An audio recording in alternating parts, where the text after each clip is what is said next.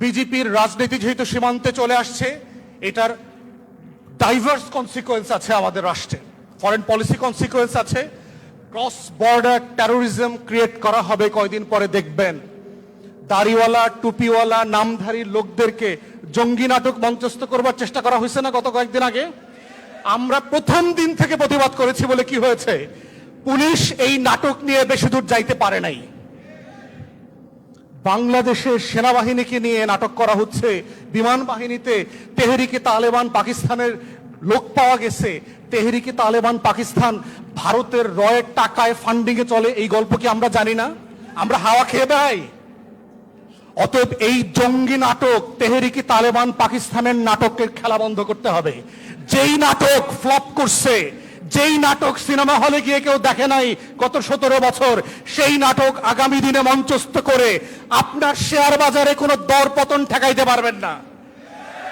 অতএব বাস্তবতা হচ্ছে এই গণহত্যার বিচারের দাবি নিয়েই হচ্ছে বাংলাদেশ রাষ্ট্রকে আগামী দিনে মোকাবেলা করতে হবে।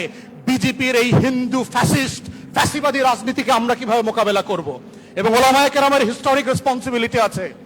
হেফাজতের আন্দোলনটাকে যেভাবে প্রান্তিক পর্যায়ে নিয়ে যাওয়া দরকার ছিল, আমরা ওলামায়ে কেরামদের কাছ থেকে সেটা দেখি নাই।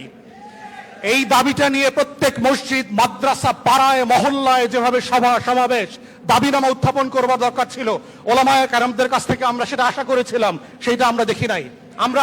আমরা আশা করেছিলাম যাদের উপরে জুলুম হয়েছে তারা জুলুমের বিপক্ষে প্রত্যেক পাড়ায় মহল্লায় দাঁড়াবেন, আমরাও পাশে গিয়ে দাঁড়াবো, যে একসাথে মিলে এই লড়াইটা করা, বাংলাদেশ রাষ্ট্রের জন্য, ইনসাফের জন্য, আজাদির জন্য এই লড়াইটা করা।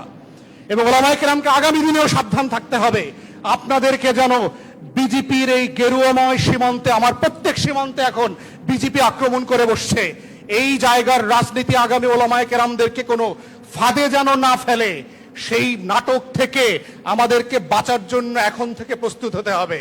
হেফাজতও কিন্তু আওয়ামী লীগের ফাঁদে পড়েছে, সেই নাটকও কিন্তু আমরা দেখেছি। অতএব আমরা চাই ইনসাফের পক্ষের ওলামায়ে কেরামরা, আজাদির পক্ষের ওলামায়ে কেরামরা দ্বীনের ঝান্ডাকে মজবুত করে ধরবেন, মুখলেসের সাথে, ইখলাসের সাথে, কোনো ধান্দা ফান্দা থাকতে পারবে না এর ভিতরে। এবং সেই লড়াইটা আমরা সবাই মিলে লড়বো ইনশাআল্লাহ। শহীদদের জন্য আবার রুহের মাগফিরাত কামনা করে আমার বক্তব্য শেষ করছি। আসসালামু আলাইকুম।